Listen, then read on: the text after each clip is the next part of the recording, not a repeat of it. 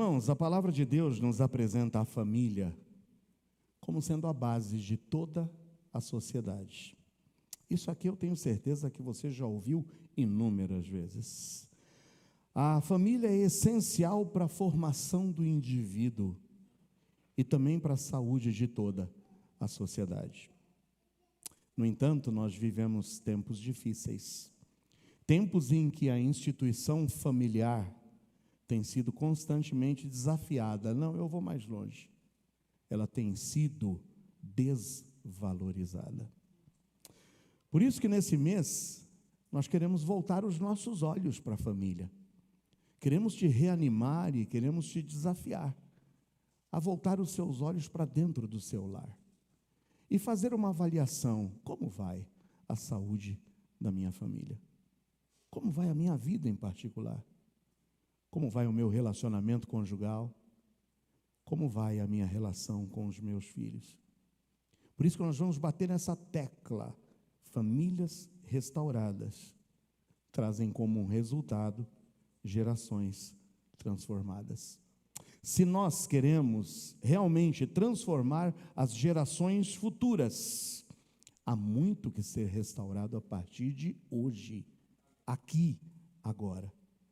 E hoje, especialmente na primeira mensagem do mês, nós veremos a necessidade de restaurar o valor da família. Fecha seus olhos, vamos orar? E coloca o teu coração aberto diante de Deus, para que Deus fale por intermédio da sua palavra. Pai bendito, em nome de Jesus, mais uma vez chegamos à tua presença. E agora em especial queremos colocar esse tempo, ó Deus, de reflexão na tua palavra. Que o Senhor, ó Deus, me instrua e que eu possa, com o poder e a graça do teu Santo Espírito, comunicar com clareza a tua palavra e que haja, Senhor, receptividade nos corações aqui presentes. E que ao término de tudo saiamos daqui desafiados e mais uma vez motivados a vivermos a nossa vida cristã com excelência. Ajuda-nos, Senhor, a hoje entendermos o valor da família. Muito bem, nós vamos trabalhar em 3 reflexões. A primeira reflexão que eu quero te chamar hoje, eu quero te chamar a uma atenção e aos teus olhos focados em percebermos os principais questionamentos sobre a família tradicional cristã. Até esse termo, família tradicional cristã, já é um termo pejorativo inventado pela sociedade contemporânea.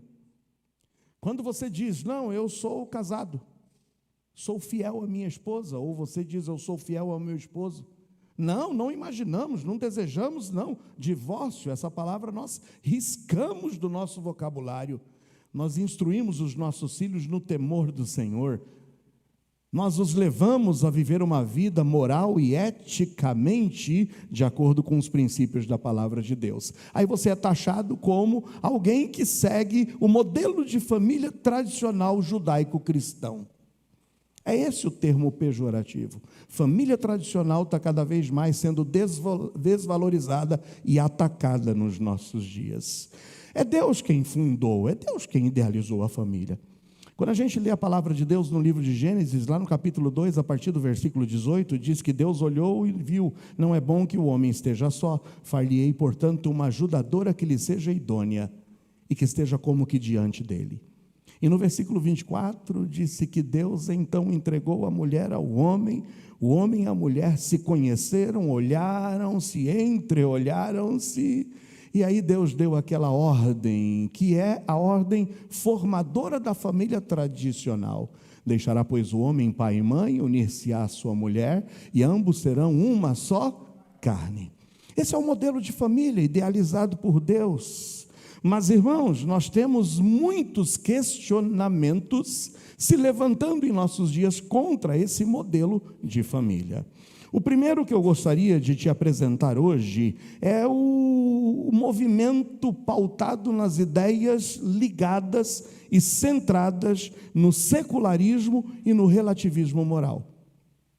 O que é o secularismo e o relativismo moral? É um movimento que rejeita os absolutos, principalmente os valores absolutos, a verdade absoluta, e promove a ideia de que cada indivíduo define a sua própria moralidade. Nós não devemos estar aqui indicando uma verdade ou um caminho único a ser seguido. Cada cabeça é uma sentença, cada um pensa e vai fazer o que quiser. Mas quando nós partimos desse pressuposto de que não há uma verdade absoluta, os próprios precursores e defensores do movimento que diz que não há verdade absoluta e tudo é relativo, também estão se autocondenando. Porque se eles afirmam que não há verdade absoluta, o próprio conceito deles já os coloca por terra. Porque como eu posso acreditar que a verdade que eles estão me dizendo, de que não há verdade absoluta, é verdade? Então a própria coisa que eles dizem não deve ser levada em consideração. Como que eu vou considerar? Não, realmente vocês têm razão. Como? Já que não há verdade absoluta, nem o que eles ensinam pode ser tido por mim como algo a ser seguido e valorizado. A Bíblia, no entanto, estabelece Deus como a fonte da moralidade, amém ou não? Deus é a fonte, Deus que nos fez, Deus que nos criou a sua imagem e semelhança, estabelece como deveria ser a nossa moralidade. A Bíblia nos diz em Isaías 5:20, ai dos que ao mal chamam bem, e ao que bem chama mal, que fazem das trevas luz e da luz trevas, e fazem do amargo doce e do doce amargo. Nós estamos vivendo tempos de inversão de valores, onde o certo é errado e o errado passa a ser certo.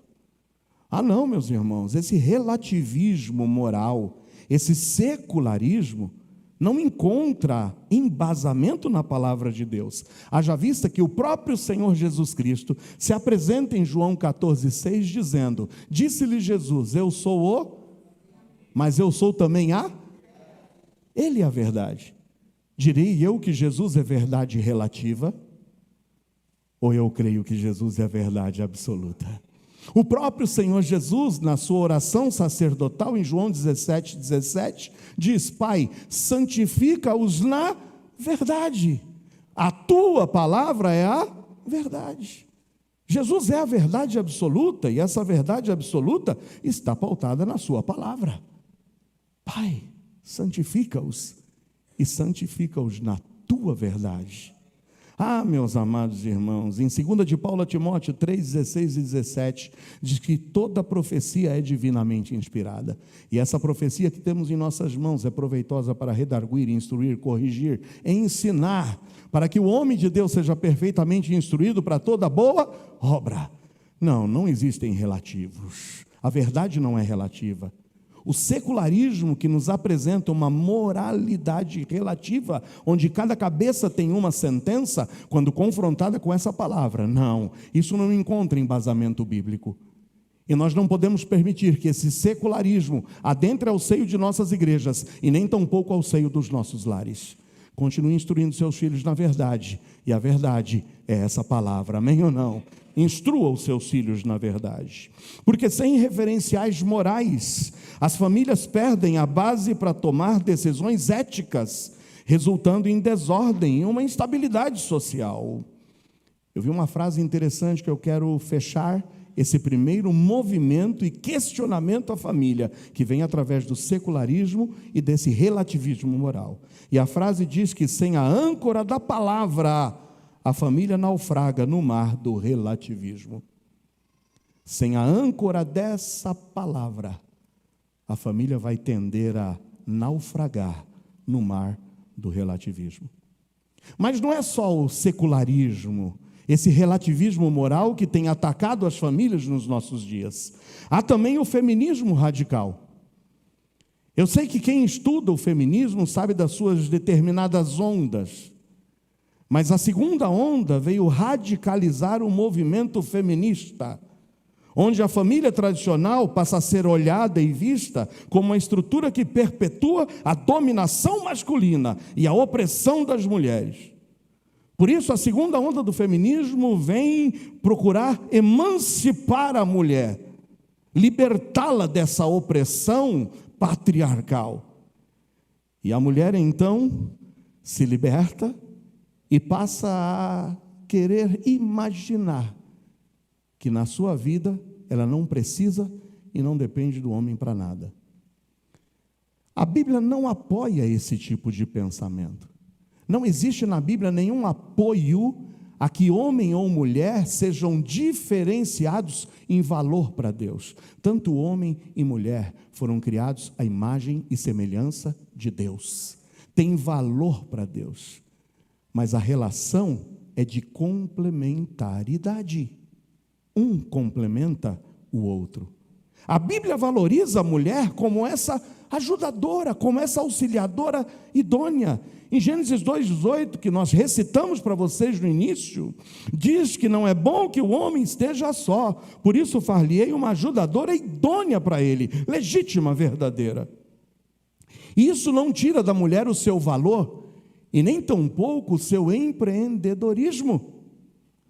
Quando a gente olha para Provérbios 31, de 10 a 31, tarefa de casa, leia, e você vai ver o quadro da mulher virtuosa. A mulher virtuosa era ativa, a mulher virtuosa era trabalhadora, a mulher virtuosa era empreendedora. Mulher valorosa, e a Bíblia diz que se você, meu amado irmão, encontrou uma mulher dessa, você encontrou algo que é mais precioso e valioso do que rubis. Alguém encontrou uma mulher dessa? Diga amém. Louvado e bendito seja o Senhor. Meus amados, a Bíblia exalta o papel da mulher em família e a apresenta como um agente ativo na manutenção do lar, sem desvalorizar o homem, também na estrutura familiar. Ambos se complementam. Esse feminismo radical gera conflitos entre gêneros, desvaloriza a maternidade, promove a fragmentação familiar ao rejeitar a liderança amorosa do marido. Está tudo errado nesse modelo patriarcal, nesse modelo de família tradicional cristã. Eu quero me libertar dessa opressão. E há uma frase que diz que a verdadeira liberdade da mulher brilha na harmonia do plano de Deus. Conhecereis a verdade vos libertará. E Cristo quer dar à mulher o seu devido valor. Fuja do secularismo, desse relativismo moral. Fuja desse feminismo radical. Porque o radicalismo da segunda onda do feminismo trouxe mais um problema para a nossa civilização, que é a sexualidade libertária. Consequência direta desse feminismo radical que defende a autonomia reprodutiva, meu corpo, minhas regras. E em cima disso, a mulher, no seu afã de libertar-se dessa opressão, entra numa sexualidade desregrada. Eu faço sexo com quem eu quiser, a hora que eu quiser, e ninguém vai me dizer o que é certo e o que é errado. Mas a Bíblia não nos ensina isso. E é por isso que, para ter o completo domínio sobre o seu corpo, que são as suas regras, a gente vê nesse feminismo radical o aborto sendo propagado, defendido com unhas e dentes. E não importa se o bebê que ia nascer era uma mulher. O feminismo só defende as mulheres vivas e adeptas ao seu movimento. A menina que está por nascer não tem nenhum valor para as feministas. Irmãos, a Bíblia restringe a sexualidade ao casamento e ao casamento monogâmico, e o casamento monogâmico entre um homem e uma mulher. É por isso que o autor de Hebreus, no capítulo 13, 4, diz: venerável seja entre todos, digno de honra seja entre todos, o matrimônio e o leito sem mácula. Essa libertinagem sexual destrói a fidelidade conjugal, aumenta a desconfiança, promove doenças emocionais e físicas, além de desvalorizar a santidade do sexo. O sexo é algo criado por Deus, você pode dizer amém ou não? Não tem nada de impuro no sexo praticado entre um homem e uma mulher, dentro dos laços do matrimônio. E é isso que o Senhor Deus defende. A liberdade sem limites escraviza o coração e destrói o lar. É por isso que hoje a família tradicional cristã, como pejorativamente tem sido identificada, é ferozmente atacada pelo relativismo moral, pelo feminismo radical, que traz essa sexualidade libertária E que, por fim, como consequência de todo esse pacote, vem promover a ideologia de gênero e toda essa agenda LGBTQIA+, que sustenta que gênero é uma construção social desvinculada do sexo biológico e promove a fluidez de gênero e a redefinição de papéis familiares. É o tal do movimento queer. Meus irmãos, quando você tenta entender isso, você fica louco. Porque tem homem que é homem, tem mulher que é mulher, tem homem que é bi, tem homem que é cis, tem homem que é agênero, tem homem que é cis. Meus irmãos, é uma bagunça. E tem o famoso boy, deixa para lá. E é isso que está sendo ensinado e propagado na nossa cultura. No entanto, isso tudo vai contra a palavra de Deus, porque a Bíblia estabelece a binaridade sexual. A Bíblia diz que Deus fez homem e mulher, macho e fêmea, Deus os fez. Amém ou não? É homem e mulher. Tenho certeza que sua belíssima filhinha, Gustavo, quando você nasceu e soube é uma menina, jamais passou pela sua cabeça dizer, ela vai decidir o que ela vai querer ser depois. Ela não vai decidir o que ela vai querer ser depois, porque ela já é o que ela é. Amém ou não? Criação de Deus. Gênesis 1:27, mais uma vez repito, criou Deus o homem à sua imagem, a imagem de Deus o criou, homem e mulher os criou. A ideologia de gênero nega essa ordem, rejeitando a complementaridade entre homem e mulher no matrimônio. Vem confundir identidades, vem desestabilizar papéis familiares claros e enfraquece a estrutura do casamento. E é tudo isso que a gente está tendo que lidar hoje em dia, irmãos. Está diante dos nossos olhos. Isso é o que a gente está vendo sendo propagado nas escolas, nos meios de comunicação. E cada vez mais a família criada por Deus, ordenada por Deus, está sendo massacrada e desvalorizada por esses movimentos contemporâneos. Quando negamos a criação, destruímos a fundação da família. Esses movimentos refletem uma diversidade de críticas à família tradicional, defendendo a inclusão de novos arranjos dentro do conceito de família. Irmãos, eu poderia falar muito ainda sobre tantas outras coisas. A gente tem hoje a fertilização in vitro e tantos procedimentos de reprodução assistida que são uma bênção para muitas famílias e vieram abençoar casais, a poderem as mulheres gozarem da maternidade e os homens também da sua paternidade. No entanto, esses movimentos libertários contemporâneos de relativismo moral têm utilizado desse avanço da ciência para querer viver a sua fabricação própria e o seu modelo de família próprio. Eu não preciso de um homem, eu só preciso usar o que o homem tem, lá o espermatozoide de um homem, para que isso me fertilize e eu possa viver a minha vida solo. Eu quero ter filhos, mas sem a responsabilidade de um ambiente familiar. Aí surgem as barrigas de aluguel e tantas outras coisas que vão contra a ética e a moralidade bíblica. Então, irmãos, para a gente não se alongar nesse tema, eu quero simplesmente, nesse primeiro ponto que eu passei para vocês, passar os principais questionamentos sobre a família tradicional cristã. Mas que bom que, em contrapartida, a minha segunda reflexão agora parte para o fato de que eu vou agora apresentar para vocês os principais benefícios da família tradicional cristã.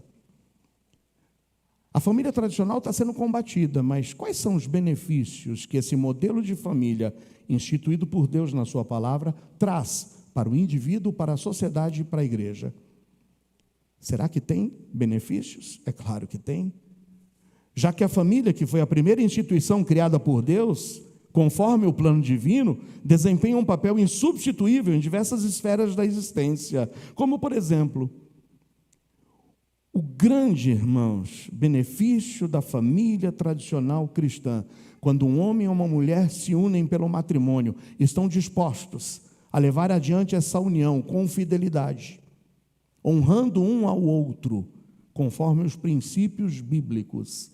O primeiro grande benefício é a construção da identidade do indivíduo. O lar é o primeiro e mais crucial ambiente de desenvolvimento humano.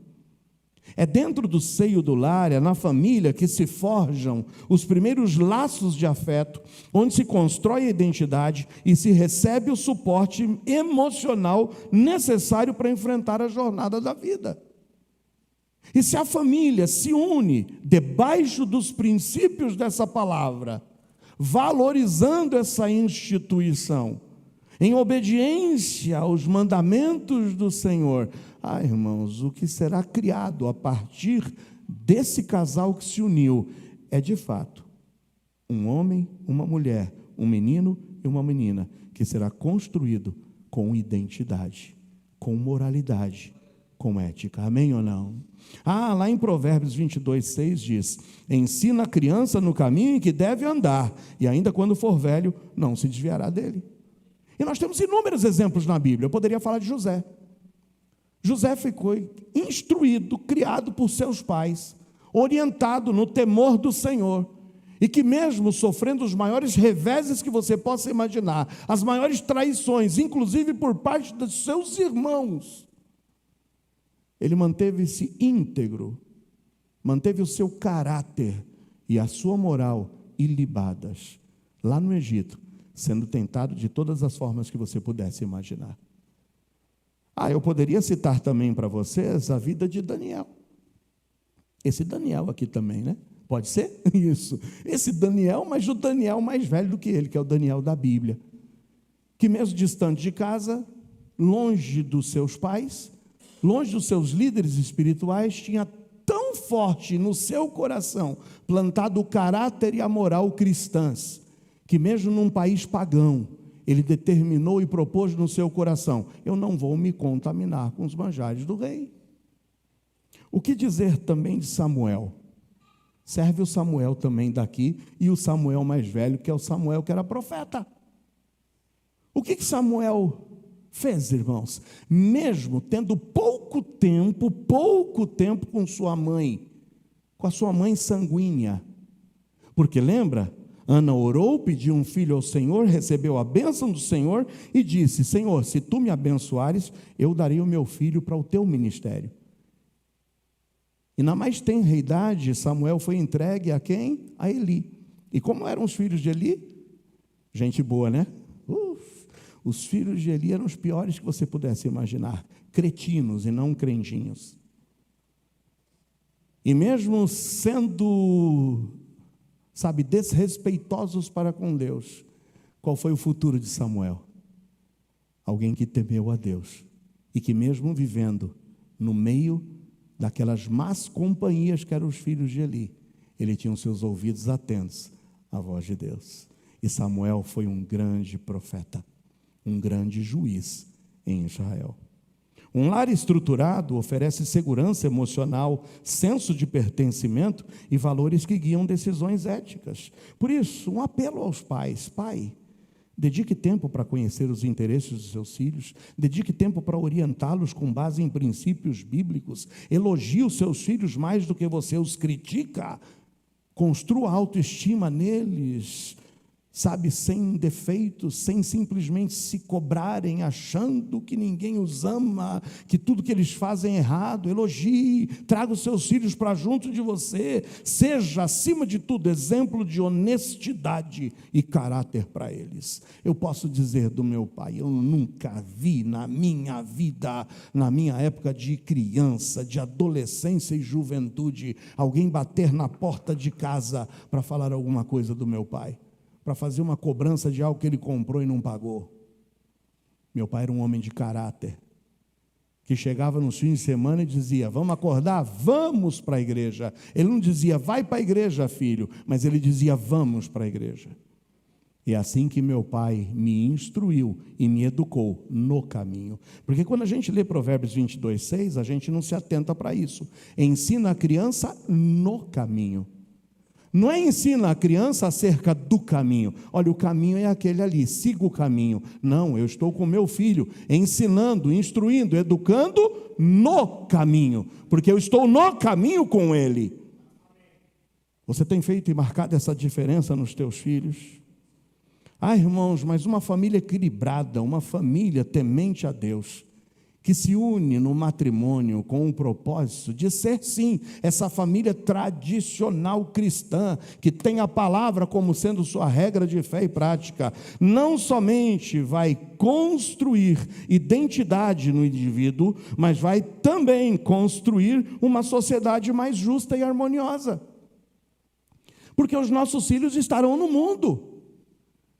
E é lá no mundo que eles serão reflexos daquilo que eles estão sendo instruídos e educados dentro de casa. Indivíduos criados em um ambiente de amor, de respeito, de responsabilidade, de temor a Deus, tendem a se tornar cidadãos mais éticos, engajados e colaboradores. Olha o que diz em Salmo 127, 3 a 5. Abre lá em Salmo 127, 3 a 5. Irmãos, só um parênteses enquanto vocês acham salmos. O modelo de família cristã não tem nada de errado. Não tem nada de errado. Porque senão nós teríamos que dizer que Deus errou no seu modelo instituído. Sabe o que é que tem destruído esse modelo? O pecado que habita no ser humano. E se o modelo de família tem sido desvirtuado, não é culpa de Deus. É culpa nossa, que não estamos seguindo à risca aquilo que Deus instituiu.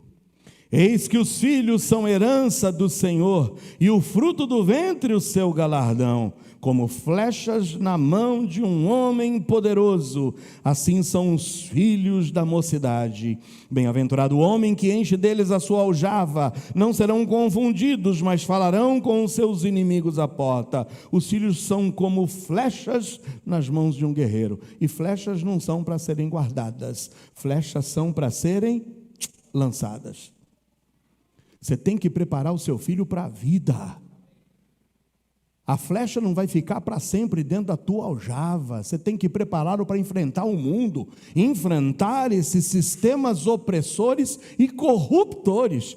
E o teu filho, a tua filha, tem que ser preparado para enfrentar o mundo lá fora. E essa flecha, quando lançada, precisa ser uma flecha que vai abençoar a sociedade onde ele será lançado. Teu filho tem sido bênção para a sociedade, amém ou não? Você tem que instruí-lo e prepará-lo para isso. Os filhos, como flechas nas mãos de um guerreiro, indicam que famílias bem formadas geram cidadãos que impactam positivamente o mundo. Que as minhas flechas possam ir longe, impactarem e não corromperem aonde elas estão lançadas. Por isso, reforce os princípios éticos de cidadania e de meritocracia aos seus filhos. Você, como pai, precisa, sim, motivar, reforçar os princípios de cidadania, o que é ser um bom cidadão, o que é respeitar as autoridades, o que é respeitar as leis que estão estabelecidas, por piores que elas sejam, mas sermos bons cidadãos.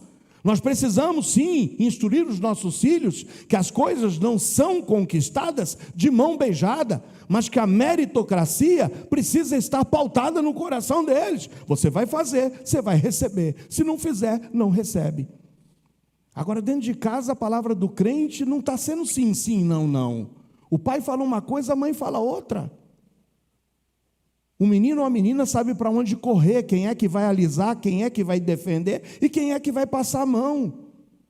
Nós precisamos preparar cidadãos para a sociedade.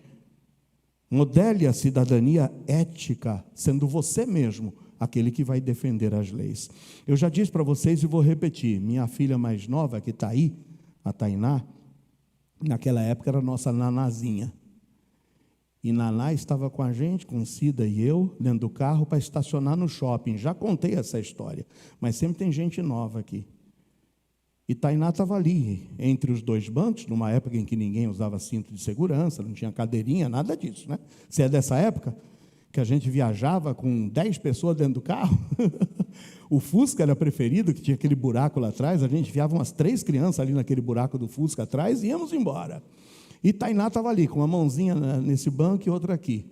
E eu ia estacionar o carro numa vaga do shopping. Aí veio um cara com uma Kombi estacionando na minha frente. Eu estava dando seta. A vaga era minha. Nem idoso eu era na época ainda, mas a vaga era minha. E aí, quando aquela Kombi tomou a minha frente, eu falei em voz alta, que vontade de furar os 4 pneus. Eu falei. Aí, só que quando abriu as portas da Kombi, desceu ali uns 10 caras, eu falei, só tive vontade, né? Eu não vou fazer isso. Mas bastou, eu falei, que vontade de furar esses 4 pneus, para Tainá, que estava aqui no meio, chegar e falar, mas papai, a gente não é crente? É isso, vivendo e aprendendo. Eu tive que pedir desculpa para ela. Não, papai pensou alto que não devia pensar. Desculpa, filha, realmente nós somos crentes, a gente não vai fazer isso não. Papai não vai fazer isso. A gente precisa viver aquilo que a gente quer que os nossos filhos sejam. E eu sei que a gente vai falhar na nossa vida, mas nunca é demais. Peça perdão para os seus filhos quando errar. Peça perdão para os seus filhos quando você falhar na ética e na moral. Peça perdão à sua esposa.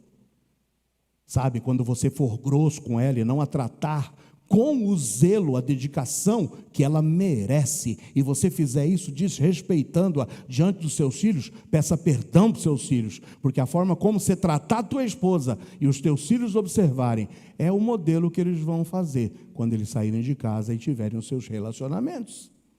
A forma que você, mulher, trata o seu esposo é a forma que a sua filha vai observar e vai querer tratar também os homens lá fora. A gente precisa preparar, sim, e formar eticamente e moralmente os nossos filhos. A saúde de uma nação se mede pela vitalidade de seus lares. Mas também, dentro das coisas positivas que a família tradicional traz, eu digo para vocês que quando as famílias são fortes, elas geram uma igreja forte e comprometida. Amém ou não? Famílias fortes, sociedade forte, mas famílias fortes, igreja forte. Sabe por que às vezes a gente está fracassando como igreja? Porque a gente não está sendo exemplo para os nossos filhos. Qual o valor que você, pai, tem dado à igreja? Qual o valor que você, pai, tem dado às lideranças estabelecidas na igreja? Quantas vezes no almoço, no jantar, as lideranças da igreja são papadas junto com o churrasco, com a salada? Quando o líder da união masculina, ou a líder da união feminina, ou o líder dos jovens, ou o pastor, ou o líder do ministério de louvor, ou os professores, acabam sendo malhados e dilacerados. E quando a gente está fazendo isso na frente dos nossos filhos, a gente está criando nele um caráter. E aí depois você quer o quê? Que o seu filho queira vir para a igreja? Como que seu filho vai querer vir para a igreja se você tem massacrado e dilacerado a igreja onde você está pertencendo e está frequentando? Já disse para vocês, tinha um menino.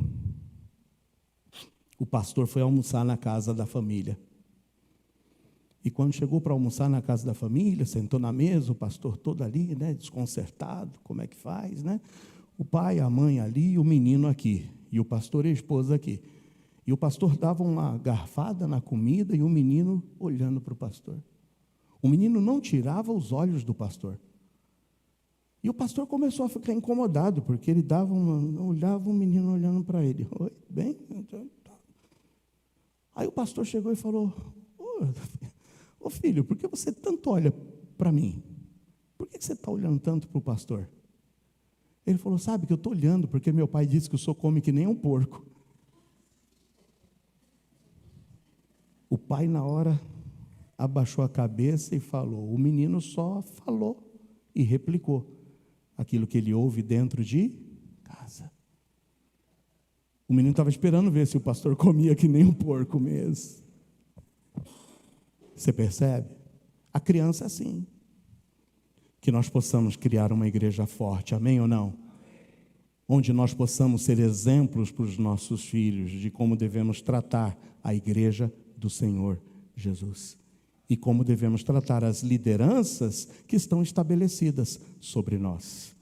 Porque quando respeitamos essas lideranças estabelecidas sobre nós, estamos respeitando a palavra de Deus. Porque o princípio de liderança é bíblico. Alguma semelhança, Daniel e Douglas, do que eu estou falando? Se já assistiram os vídeos. É assim, irmãos. Lares que irradiam a luz de Cristo são pilares que sustentam a igreja. Amém ou não? Pilares que sustentam a igreja. Nós já vimos os movimentos que têm procurado destruir a família tradicional. Vimos as vantagens e olha, meus irmãos, os benefícios que uma família cristã estruturada traz para o seio do indivíduo, da coletividade, mas também da igreja. E por último, que conselhos eu poderia deixar para vocês? Conselhos práticos para resgatarmos os valores cristãos da família. Porque hoje, se a gente quer ver gerações transformadas, precisamos que as famílias sejam restauradas. E hoje o nosso olhar está para restaurar o valor da família tradicional cristã. Amém ou não? Família tradicional cristã. Quais são os conselhos práticos para resgatarmos esses valores da família cristã? É possível resgatar a essência da família tradicional com ações práticas e intencionais. Para isso, precisamos estar conscientes de que os fundamentos precisam ser restaurados. Até porque lá em Salmos 11, 3 e 4, abra lá em Salmos 11, 3 e 4. Irmãos, como eu amo esse versículo. Salmos 11, versículos 3 e 4. Diz assim a palavra de Deus em Salmos 11, 3 e 4. Se forem destruídos os fundamentos, se a gente permitir que os fundamentos sejam destruídos, a pergunta é: que poderá fazer o justo? Se a gente fizer vista grossa, se a gente não se levantar para restaurar o valor da família, e se esses fundamentos forem destruídos, o que o justo pode fazer? Saiba que a gente não pode permitir em chegar nesse ponto. Por quê?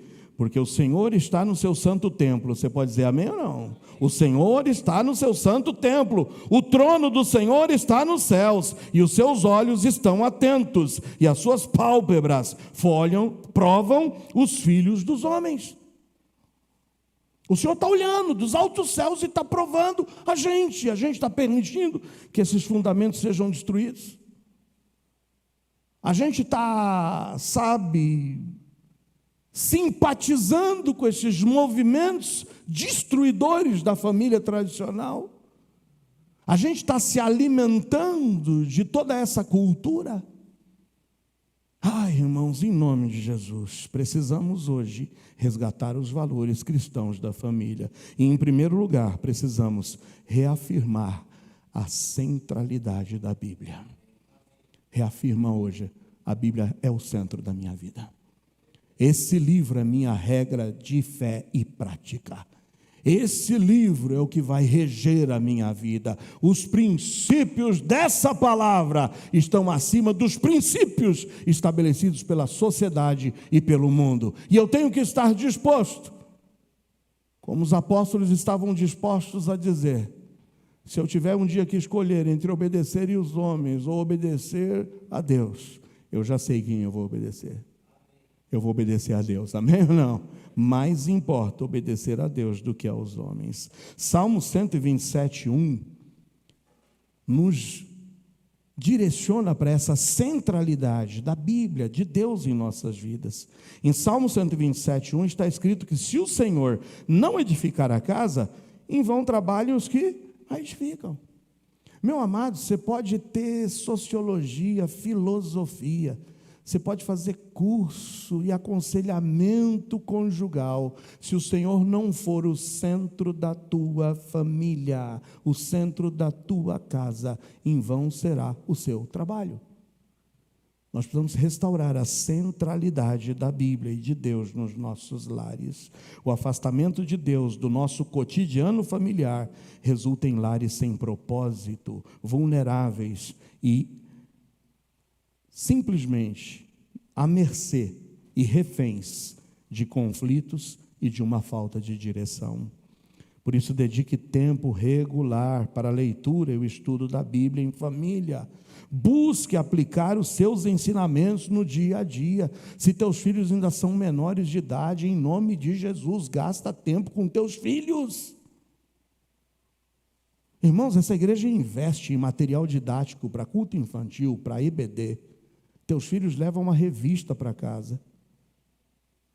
Quanto tempo você tem dedicado a sentar com teu filho e perguntar para ele: o que você aprendeu hoje na escola bíblica dominical? Você já perguntou para o teu filho? O que o professor te ensinou hoje? Conta para o papai, conta para a mamãe. Você já sentou do lado do teu filho para abrir a Bíblia com ele, ajudar ele a fazer a tarefa de casa, da lição, da revista da EBD, da escola bíblica dominical? Ah, meu amado, dedique tempo regular aos teus filhos. Diga, como você recitou em voz alta em Josué 24:15, eu e minha casa serviremos ao Senhor. Mas em segundo lugar, o segundo conselho que eu quero te dar, não é só tornar a Bíblia o centro do seu lar. Deus tem que ser o centro. A centralidade de Deus e da sua palavra no lar deve ser uma realidade. Resgate isso. Você tem orado pelo menos antes das refeições com os teus filhos? Você tem agradecido a Deus, louvado a Deus? Você tem vivido como Jó, que intercedia por seus filhos? Ó Deus, se porventura meus filhos pecaram, ó Deus, eu estou aqui para clamar por eles. O quanto você tem dedicado do seu tempo aos seus filhos? Mas em segundo lugar, ensine os seus filhos, mas ensine os seus filhos com intencionalidade. Não é da boca para fora, não é simplesmente para cumprimento de uma rotina. Lá em Deuteronômio 6 e 7 diz: estas palavras que hoje te ordeno estarão no teu coração, as ensinarás aos teus filhos e delas falarás assentado em tua casa. Você ensina teus filhos quando você está sentado em casa, quando você está murmurando da comida que foi colocada no prato. Quando você assenta à mesa e reclama que está sem sal, o que é isso, mulher? Não sabe, esqueceu como é que cozinha. Tu está ensinando teu filho assentado na tua casa.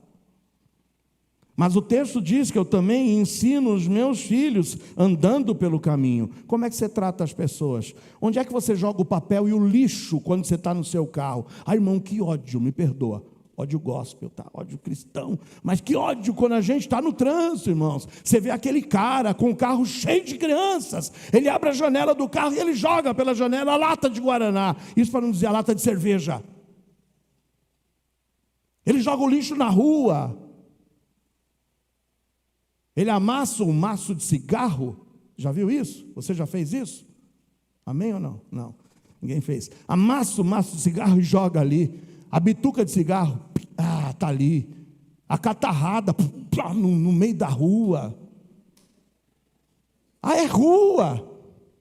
Alguém vem e limpa depois. Dá licença, irmãos. Nós fizemos a mudança da minha filha mais velha essa semana. E eu disse para a Cida, passando ali no bairro, irmãos, que coisa. Estava lixeira. E tem ali saquinhos gratuitos. Saquinho de lixo gratuito, no meio da rua. E estava lá escrito: mantenha limpa a sua cidade. O saquinho de lixo está aqui, e o lixo está jogado ali na rua. Eu falo, meu Deus do céu, o que é isso? A gente ensina os nossos filhos assentado, mas a gente ensina os nossos filhos andando pelo caminho, deitando-te. Você deita igual porco? Como que é deitar igual porco? Nem ora, nem agradece a Deus. Encosta no sofá e... Teu filho já te pegou orando, teu filho já te pegou lendo a Bíblia. Teu filho já te viu levantando e, quem sabe, ali com afinco, fazendo o seu devocional. Teu filho vai aprender com tudo isso, te olhando. A influência secular, as redes sociais e o relativismo têm afastado as famílias dessa responsabilidade. Em terceiro lugar, um conselho que eu te digo é: fortaleça o seu casamento, invista tempo no seu casamento. Irmãos, nós estamos vivendo a terceira onda do nosso casamento, Cida e eu. Começamos sozinhos, Tivemos 3 filhas e agora estamos sozinhos. Aí a gente tem que investir em nós 2. Acordo cedo, faço cafezinho para ela, frito o ovinho, o baconzinho, porque eu gosto, né? Tá. Corto o mamãozinho. E depois, quando está tudo pronto e a mesa pronta, eu falo: filha, está na mesa. E ela vem. Depois, na hora do almoço, ela faz. E a gente vai nessa troca. Poxa vida, 60 anos ela fez. Eu falei: vamos gastar um pouquinho de dinheiro. A gente não tem, mas vamos gastar dinheiro. Vamos passear um pouco. Fui levar minha veinha para passear. Fomos lá para Monte Verde. Ela comeu fundi. Fundi, olha que coisa linda. Valoriza o teu casamento, em nome de Jesus. Faça isso, invista, fortaleça. Em Eclesiastes 4, 9 em diante diz: é melhor serem 2 do que 1, irmãos. Você quer estar sozinho? Agora tem cara que, pelo amor de Deus, trata a mulher, e é por aí que vão falando. E a gente dá um mau testemunho quando a gente não honra a nossa esposa. Se você não honra a tua esposa, você está dando um mau testemunho.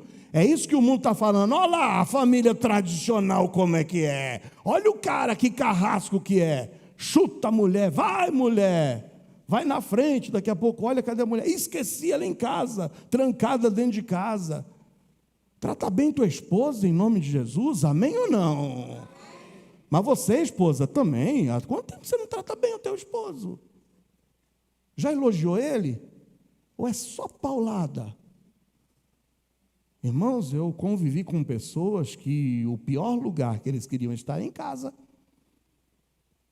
O cara sempre queria fazer hora extra, não porque ele precisava de dinheiro, porque ele queria não voltar para casa. O máximo de tempo que ele tivesse no trabalho era melhor para ele. Fortaleça o seu casamento. Planeje encontros regulares com o cônjuge. Participa de retiros quando tiver encontros de casais. Faça isso. E a gente precisa promover mais tempo para a gente estar junto. Em igreja também, louvado e bendito seja o Senhor.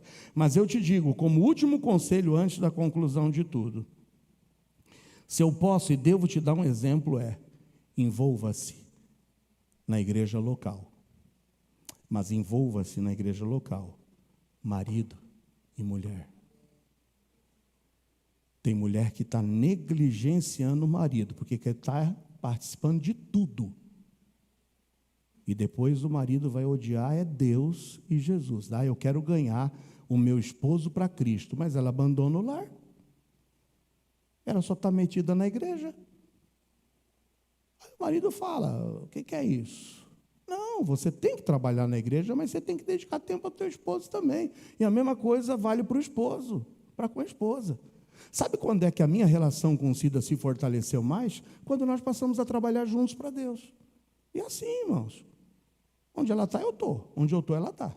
E assim, quer encontrar a Cida, é só perguntar para o irmão Joel. O irmão Joel está com a Cida está com o Joel, e assim a gente toca a vida.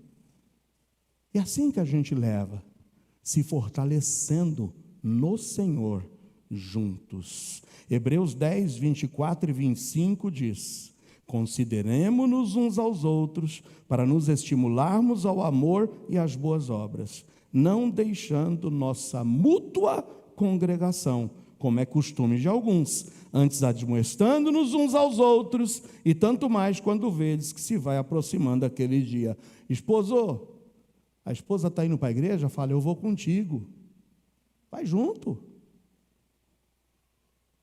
O esposo está indo, esposa, vai junto, vou contigo, vamos servir juntos. Agora a gente vê muitos deixando a mútua congregação e depois vão estar chorando porque as coisas não vão bem em casa. Melhor lugar que a gente pode estar juntos é na presença do Senhor. Restaurar o valor bíblico da família é uma missão urgente, um investimento essencial para o futuro da humanidade.